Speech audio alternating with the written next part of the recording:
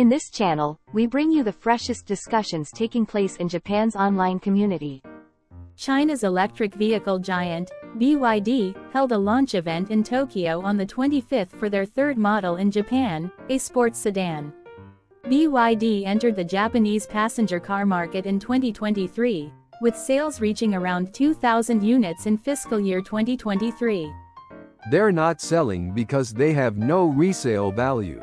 Regardless of the manufacturer, electric cars have no trade-in value when you want to get rid of them. They end up being an expensive purchase. Unlike an engine, it's just a motor and worn-out lithium batteries inside. It's even less valuable than a used smartphone. They won't sell in Japan because many people can't accept the reality of losing to China. Is this how Chinese people think? Exactly. Who's going to pay to drive a car that just makes you feel worse? Spending 5 million yen for a car that might last 10 years? It's not going to work. Japan should give up on domestic EVs. I got to drive one as a loaner car, and it was actually pretty good. The touch panel controls for the air conditioning and audio were a downside, but otherwise, it was fine. Seems like it could be remotely ignited. I even saw one in Okinawa, and the design wasn't bad. It looks like they're conducting road tests worldwide now. It's becoming a US-China duopoly in every field: cars, smartphones, AI, space development, everything. BYD isn't selling well globally. Even though they're selling in Europe, the numbers are minimal. In Norway, the EV capital, Japanese EVs sell far better than BYD. Japanese people will buy any European car, no matter how crappy. But they won't buy Chinese or Korean cars no matter how good the performance. If the actress from the commercial marries me and supports me, maybe I'd buy a BYD. I think only fools buy EVs, not just Chinese ones. BYD is selling normally in Japan, but with declining sales compared to the previous year. It looks like the end. Chinese people I know who work with me are happy to buy Toyota cars.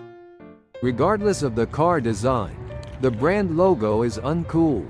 Stop the subsidies. Why are we using public funds on toy like EVs? It's probably a range number, calculated without using air conditioning or heating to save power. Trust and brand image are still lacking. It's not a cheap product you buy as a conversation starter or on a whim. Who knows how it will turn out? If my neighbor buys a Chinese car, I'd build a fireproof wall. They think Japanese consumers are fools just because they can't sell in Europe and America. Please stop spreading this junk around the world. There were rumors that BYD was in trouble due to overproduction. But they seem fine. What will happen with this EV shift to crush Toyota in the West? A company that relies on subsidies. If you take it to the track, the thermal control will kick in quickly, and you'll be disappointed. In Japan's midsummer, road temperatures exceed 60 degrees Celsius. During traffic jams, the battery temperature might exceed safe levels. Due to the heat island effect, it might not even run 200 kilometers in winter 6 months from now. VW's battery pack was easy to remove by just unscrewing the bolts and connectors, allowing easy access to the 9 battery modules. BYD's battery pack was incomparably harder to recycle. BYD's real intention: don't disassemble it.